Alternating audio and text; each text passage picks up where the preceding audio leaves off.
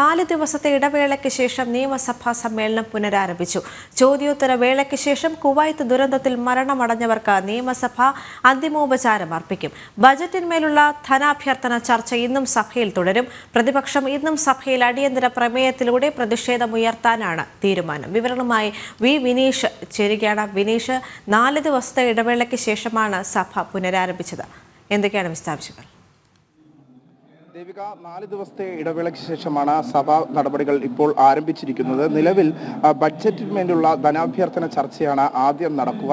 അതിനുശേഷം തുടർന്ന് നടക്കുന്നത് കുവൈറ്റിൽ മരണപ്പെട്ട പ്രവാസികളുടെ അന്തിമോപചാരണ അർപ്പിക്കലുള്ള ചടങ്ങായിരിക്കും നടക്കുക. അതിനുശേഷമായിരിക്കും അടിയന്തര പ്രമേയത്തിന് നോട്ടീസ് നൽകുക. അടിയന്തര പ്രമേയത്തിന് നോട്ടീസ് നൽകുന്നത് സണ്ണി ജോസഫ് MLA ആണ്. ഇന്ന് സഭയ്ക്കുള്ളിൽ അടിയന്തര പ്രമേയത്തിന് നോട്ടീസ് നൽകുന്നത്. തലശ്ശേരി എരിഞ്ഞോടിയിൽ സ്റ്റീൽ ബോംബ് പൊട്ടി വൃദ്ധൻ മരിച്ച സംഭവത്തിലാണ് അടിയന്തര പ്രമേയത്തിന് നോട്ടീസ് നൽകുന്നത്. പ്രത്യേകിച്ച് ആഭ്യന്തര വകുപ്പിന്റെ വീഴ്ചയാണ്, സ്പെഷ്യൽ ബ്രാഞ്ചിന്റെ വീഴ്ചയാണ് എന്നാണ് പ്രതിപക്ഷം ഉയർത്തി കാണിക്കുന്നത്. സംസ്ഥാനത്ത് വലിയ രീതിയിലുള്ള അക്രമ സംഭവങ്ങൾ ഉൾപ്പെടെയുള്ളവ നടക്കുമ്പോൾ, ഇത്തരത്തിലുള്ള പ്രശ്നങ്ങൾ നിലനിൽക്കുമ്പോൾ അതൊന്നും കണ്ടില്ലെന്ന് നട്ടാണ് സംസ്ഥാന സർക്കാരിനും ആഭ്യന്തര വകുപ്പിനുമുള്ളത്. ആഭ്യന്തര വകുപ്പ് പൂർണ്ണ പരാജയം എന്ന ആക്ഷേപം തന്നെയായിരിക്കും ഈ വിഷയത്തിൽ പ്രതിപക്ഷം ഉന്നയിക്കുക എന്നാണ് നമുക്ക് മനസ്സിലാക്കാൻ സാധിക്കുന്നത്.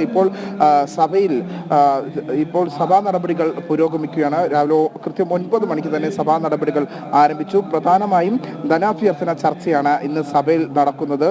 പൊതുമരാമത്ത്, ഭക്ഷ്യം, വിനോദസഞ്ചാരം എന്നീ വകുപ്പുകളുടേതാണ് ചർച്ച. ഇന്നും പ്രതിപക്ഷം അടിയന്തര പ്രമേയ വിഷയത്തിൽ സഭ ബഹിഷ്കരിക്കാനുള്ള ഒരു സാധ്യതയാണ് നിലനിൽക്കുന്നത്. കാരണം ഈ ആഭ്യന്തര വകുപ്പിന്റെ വീഴ്ചയായിരിക്കും പ്രത്യേകിച്ച് ഉയർത്തിക്കാട്ടുക.